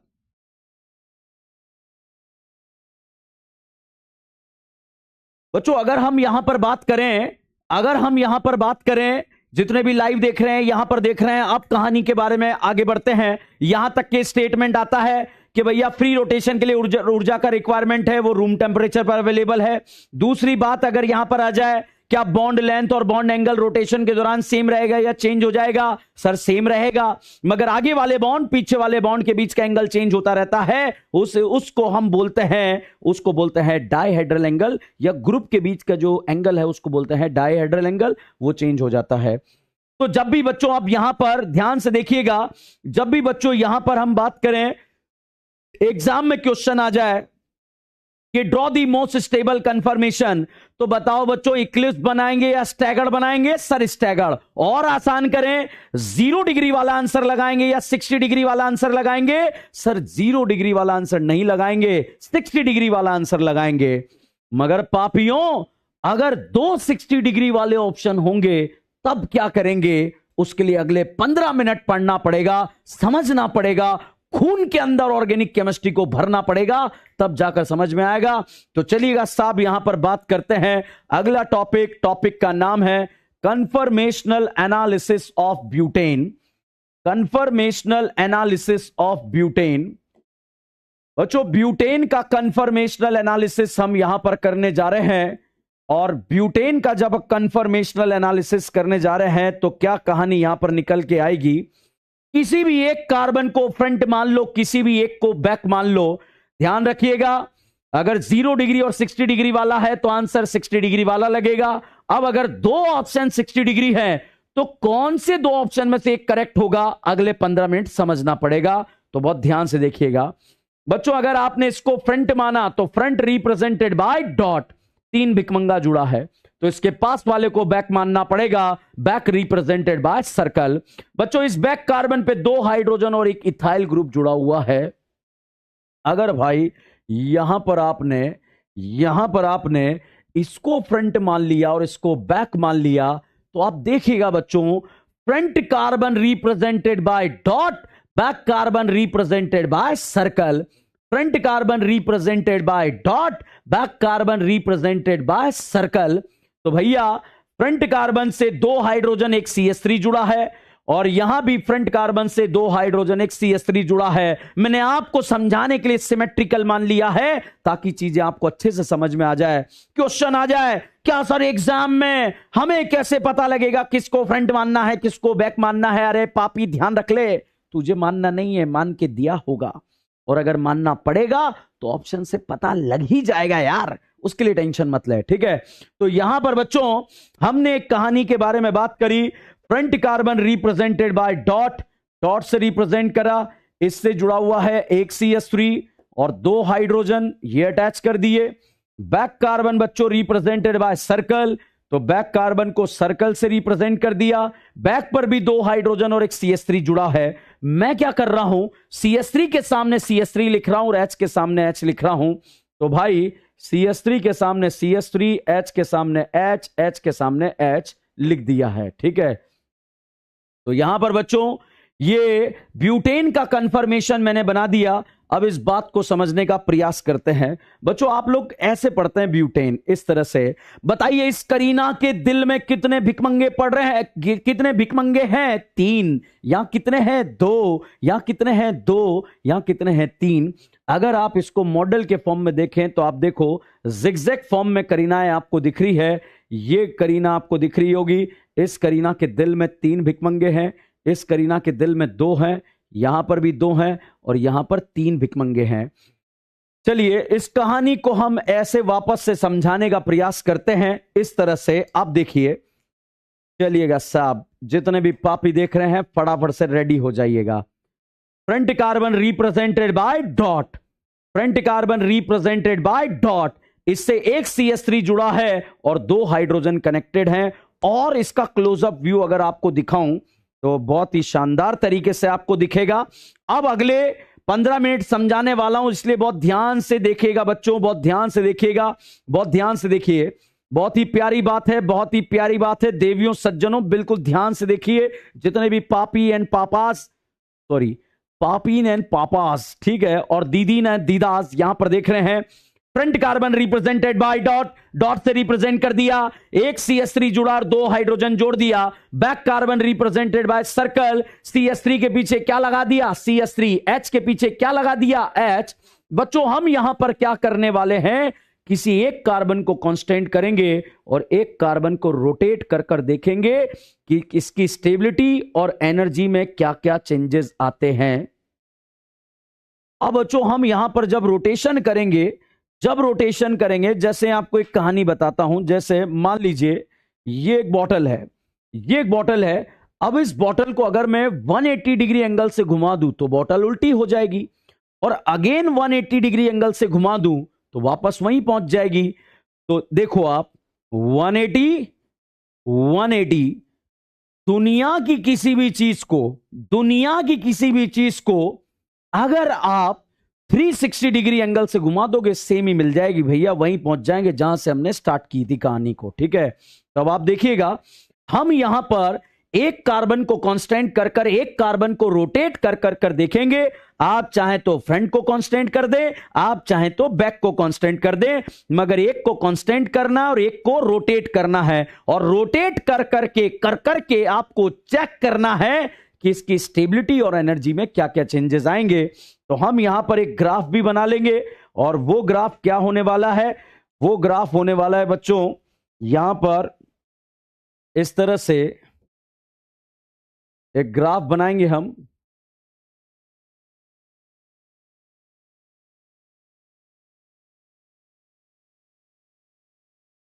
क्या करेंगे बच्चों, एनर्जी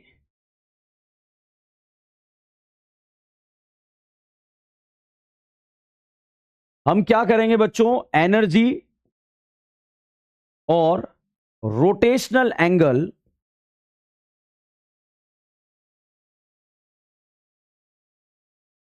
के बीच में एक ग्राफ बनाएंगे, और यहां पर चेक करेंगे एनर्जी और रोटेशनल एंगल के बीच में ग्राफ बनाएंगे। बहुत ध्यान से देखो, अभी 15 मिनट के बाद आपको कुछ नहीं याद रखना, कुछ नहीं रटना, बिल्कुल फेफड़ों में भर दूंगा और हवा में क्वेश्चन सॉल्व होने लगेंगे, मगर अगले 15 मिनट बहुत ध्यान से मेरी बात को सुनना है। ठीक है, तो मुझे लग रहा है आप लोग तैयार हैं।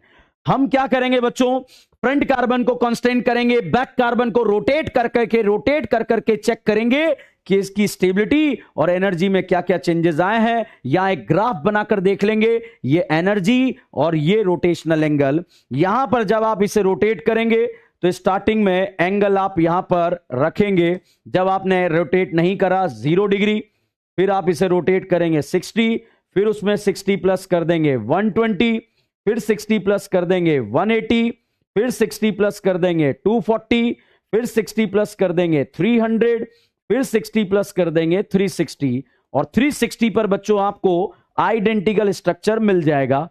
तो चलिएगा, अब आप मेरे साथ कहानी को समझने का प्रयास करें। बच्चों मैं क्या कर रहा हूं, बहुत ध्यान से, जितने भी पापी देख रहे हैं बहुत ध्यान से देखें, बहुत भारी बात है। मैं क्या कर रहा हूं, फ्रंट कार्बन को कांस्टेंट कर रहा हूं, और बैक कार्बन को 60 से रोटेट कर रहा हूं। क्या मैंने बैक को 60 से रोटेट कर दिया? तो भाई साहब बताइए, आपको इक्लिप्स मिल गया या स्टैगर्ड मिल गया? सर स्टैगर्ड मिल गया। फिर से फ्रंट को कांस्टेंट करूंगा और बैक को 60 से रोटेट करूंगा। अब बताइए, क्या इस बॉन्ड के सामने बॉन्ड आ गया? आपको वापस से क्या मिल गया? सर इक्लिप्स मिल गया। तो भैया 60 प्लस 60 120 से रोटेशन कर चुका हूं। अगेन 60 से जब रोटेशन करूंगा, तो बच्चों ये बताओ 60 प्लस 60 प्लस 60, 3 बार रोटेशन कितने डिग्री से हो गया? 180 से, और 180 पर बच्चों ये दोनों एक दूसरे के अपोजिट आ गए। फिर से बच्चों फ्रंट से कांस्टेंट करूंगा, बैक को रोटेट करूंगा अगेन 60 से, तो भैया 180 में आप देखिए 60 ऐड कर देंगे तो कितना बढ़ गया? 240, इक्लिप्स बन गया।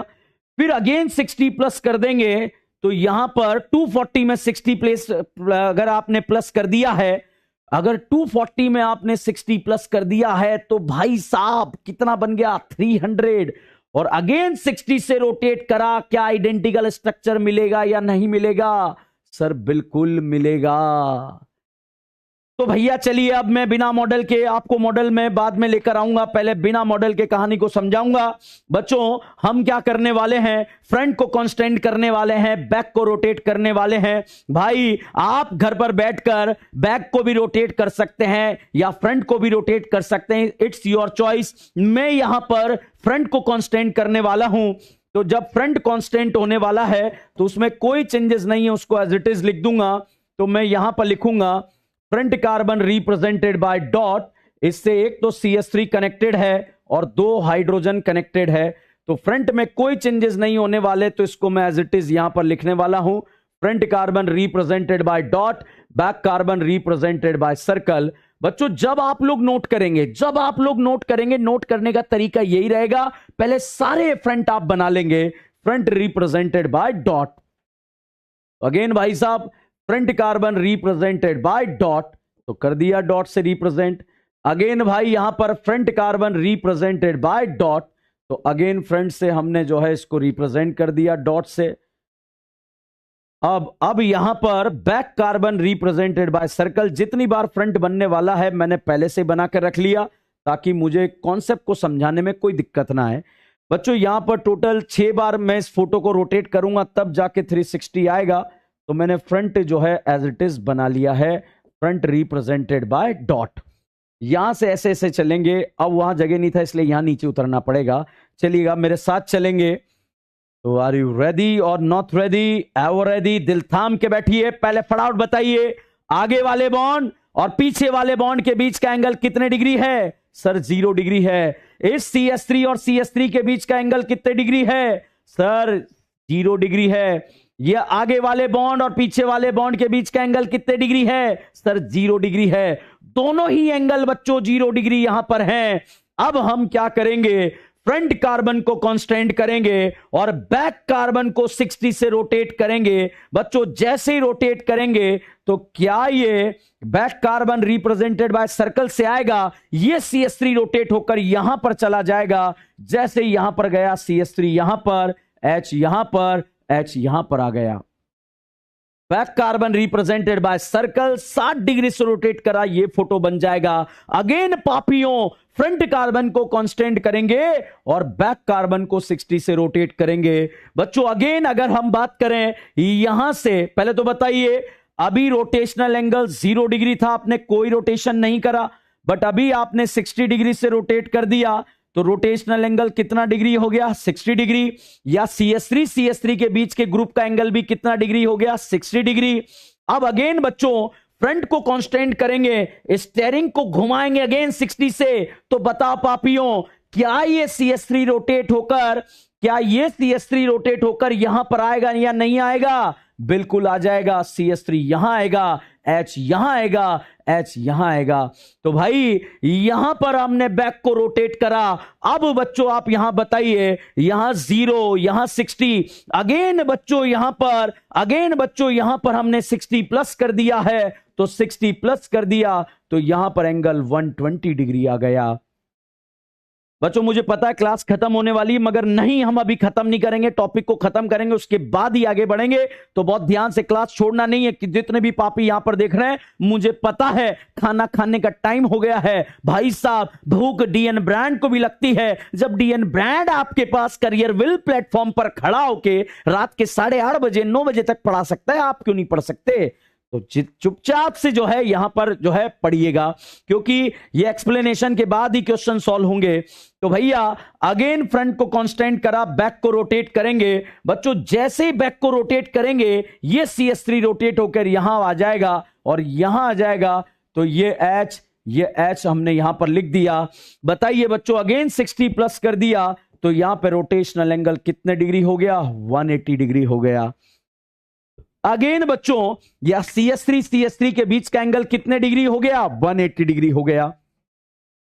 अगेन बच्चों फ्रंट को कांस्टेंट करेंगे, बैक को 60 से प्लस रोटेट कर देंगे, तो जैसे ही रोटेट करा CS3 के सामने CS3 चला जाएगा। भाई CS3 के सामने CS3 चला जाएगा, CS3 के सामने CS3 चला जाएगा। बहुत ध्यान से देखिएगा भाई साहब, भाई साहब, भाई साहब, नहीं तो जैसे ही रोटेट करा CS3 के सामने, इधर CS3 आ गया, H के सामने H आ गया और यहां पर ये H यहां लिख दिया।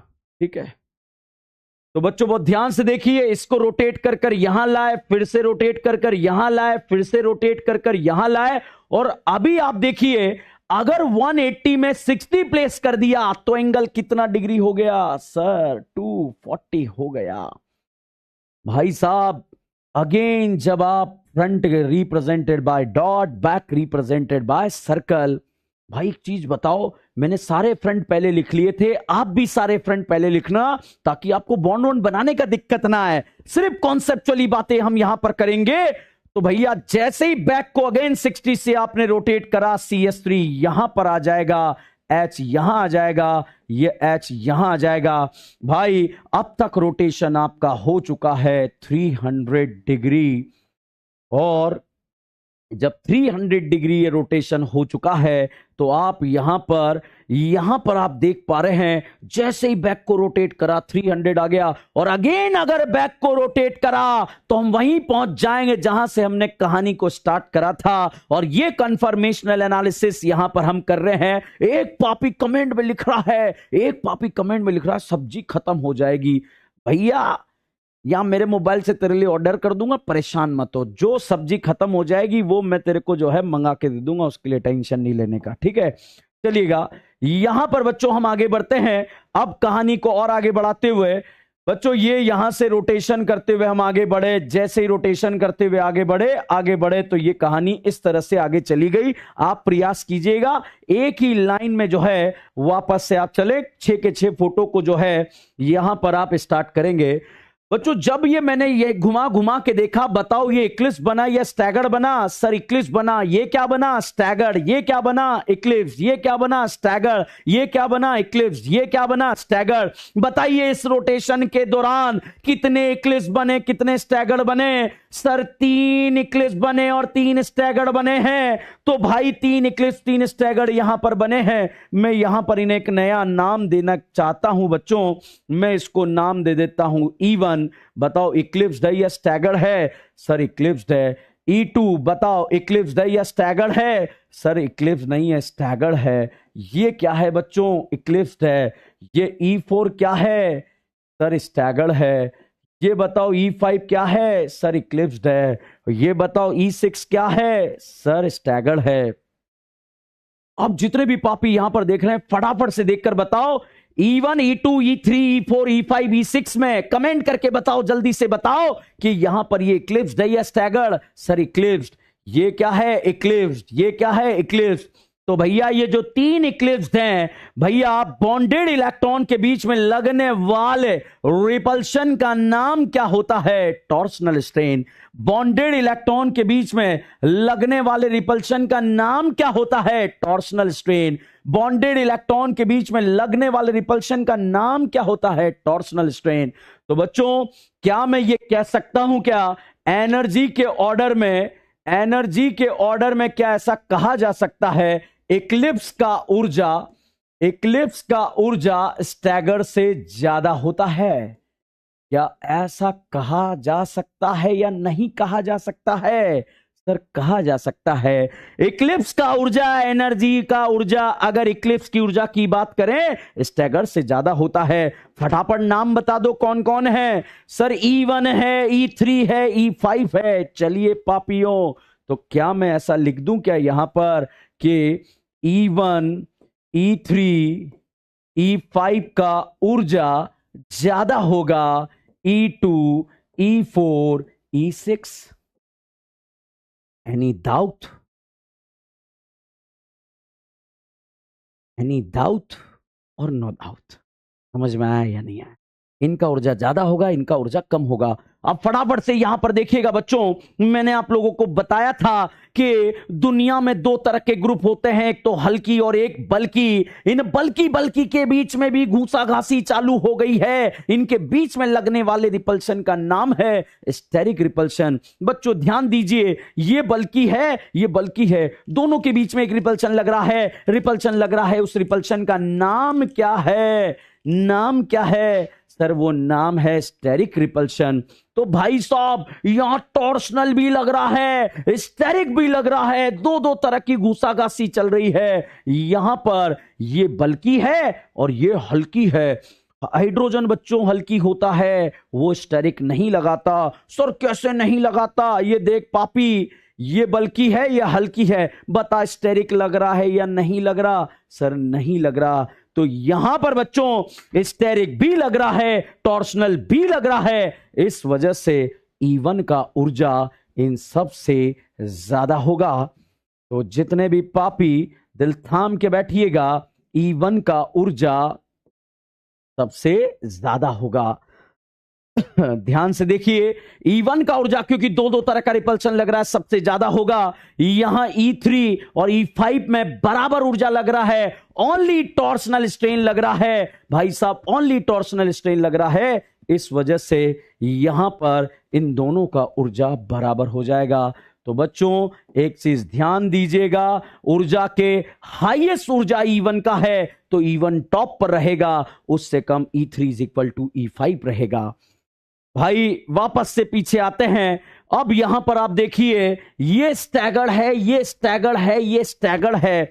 भाई साहब जब ये स्टैगर्ड है तो यहां पर आप देखिए ये बड़े बड़े ग्रुप कितने डिग्री के एंगल पर हैं सर? 60 डिग्री के एंगल पे हैं।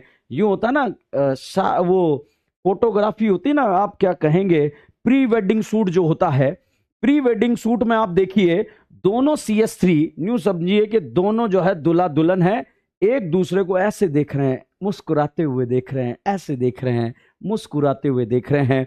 और भाई साहब यहां पर ये जो बल्कि बल्कि ग्रुप है, इनकी मुस्कुराहट, दूल्हा दुल्हन की मुस्कुराहट को आप देखेंगे कि एक बार शादी जान दे, फिर घूसे मार मार के तेरे को सुधार दूंगी या तुझे सुधार दूंगा। तो भाई साहब ये बल्कि 60 डिग्री पर एक दूसरे को देख रहे हैं। भाई साहब यहां पर बड़े बड़े ग्रुप के बीच में लगने वाले रिपल्शन को स्टेरिक लगाएंगे तो यहां पर बच्चों जो थोड़ा थोड़ा इन दोनों के बीच में स्टेरिक लग रहा होगा।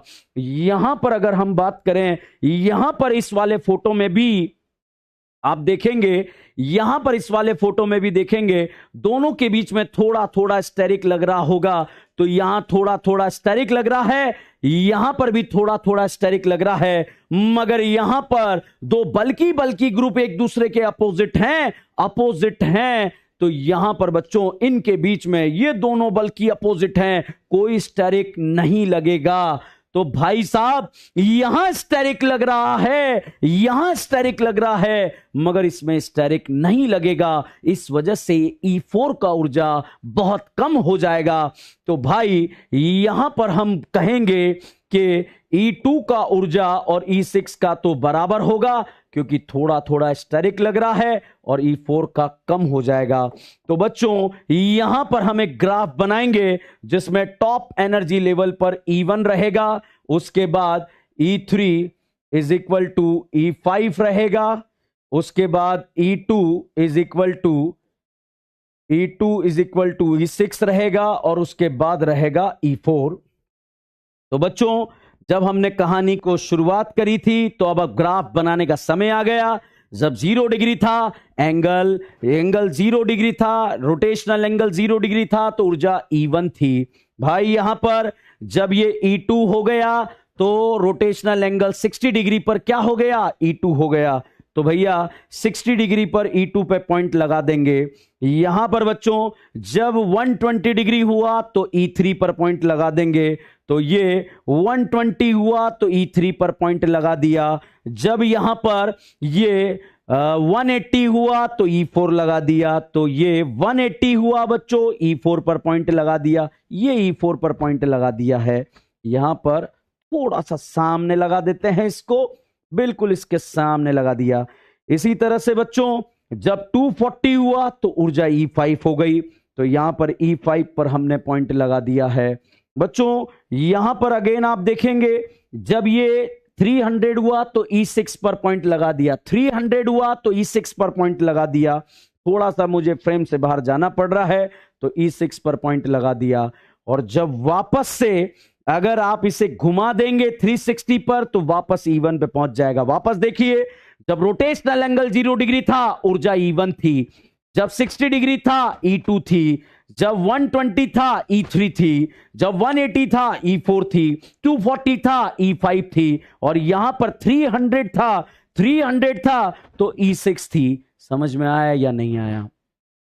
तो यहां पर साहब इन ग्राफ को अगर आप मिलाएंगे तो मिलाने के बाद इस तरह से ये मिल जाएंगे, और ये इस तरह से मिलकर इस तरह से पहाड़, आप सोच रहे होंगे क्या पहाड़ बन रहे हैं भाई साहब। इस तरह का जो है ये एनर्जी डायग्राम बना।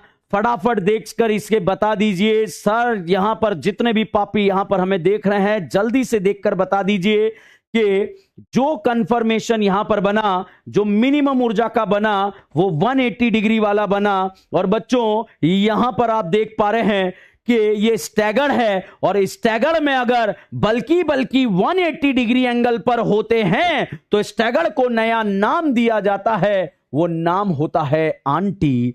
और स्टैगर्ड में जब बड़े बड़े ग्रुप 60 डिग्री के एंगल पर होते हैं उसको नया नाम दिया जाता है गॉश।